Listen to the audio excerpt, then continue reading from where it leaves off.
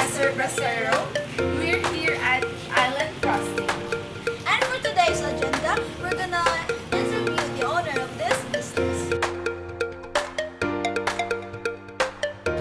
So, the main purpose of this activity is to promote the local artist here in San Francisco. And before we begin our interview, so I would like me to introduce to you my guests. So here we have Heinz Reyes Shendo. And I'm Jake Ayangalo. And lastly, I am Shanae Celia, and we are the Group 7.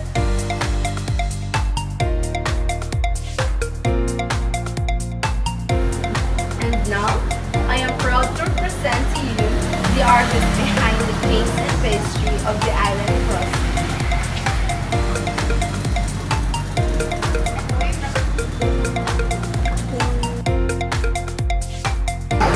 Hello everyone, I'm Celeste.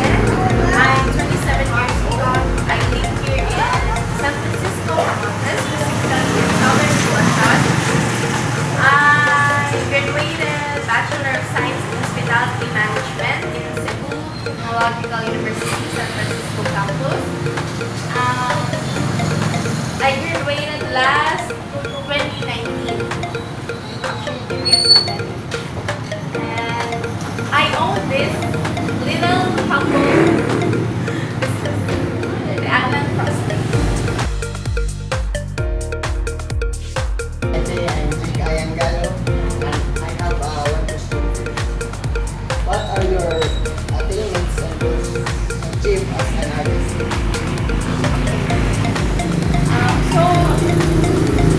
So far, di ko ka sorry na-achieve na din ang mga goal running na business. Before, small pa rin siya. Almost half roll up na yung nakita.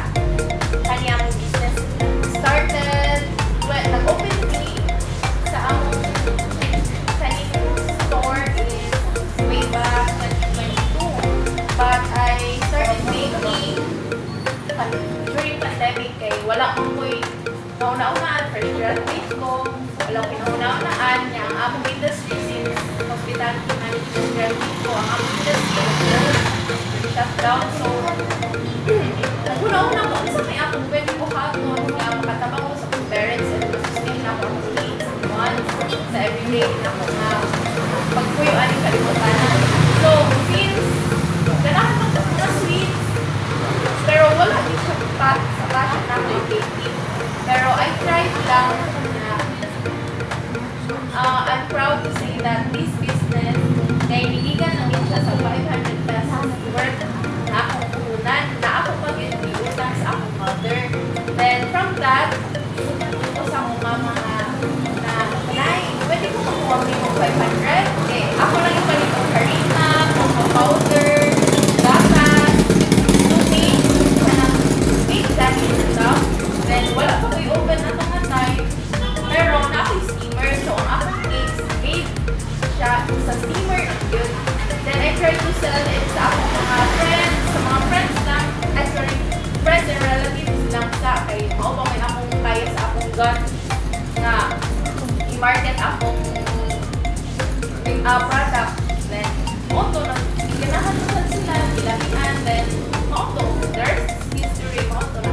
Oni ang Island Crossing, then, nagsaan ng anak na ilahan na punta din sa isla, so, auto.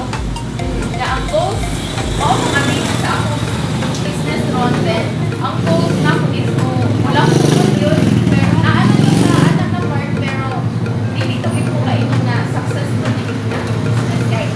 Na ako inantahan, ganahan na paliton para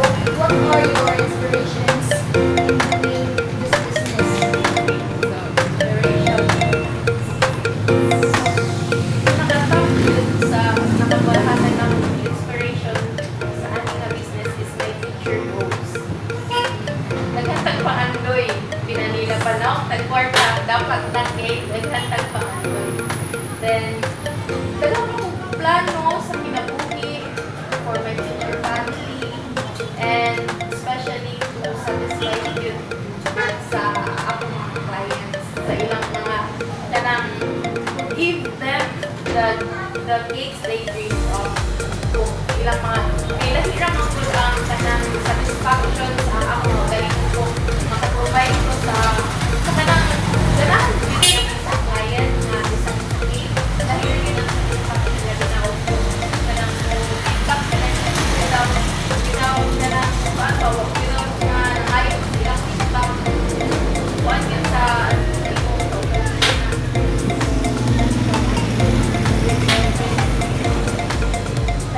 voluntarily nagdali silang feedback.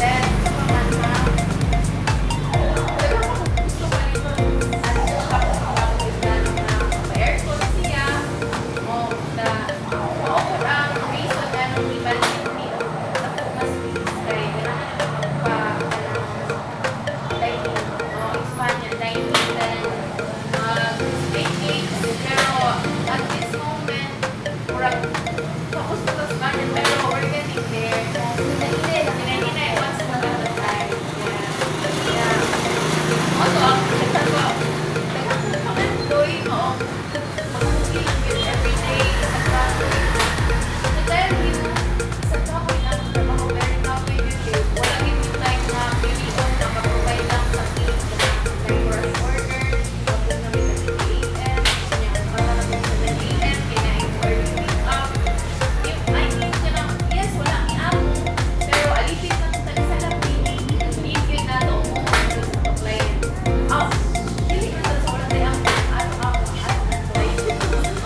pero ang matanay sa tayo na business kay kami may owner so kami lang pinagkuhan sa akong kung di kayo mo dapat mag-order at the specific date pwede ra wala ra may nagkuhan sa akong tayo why not man then also ang inspiration ako mga clients in selling sila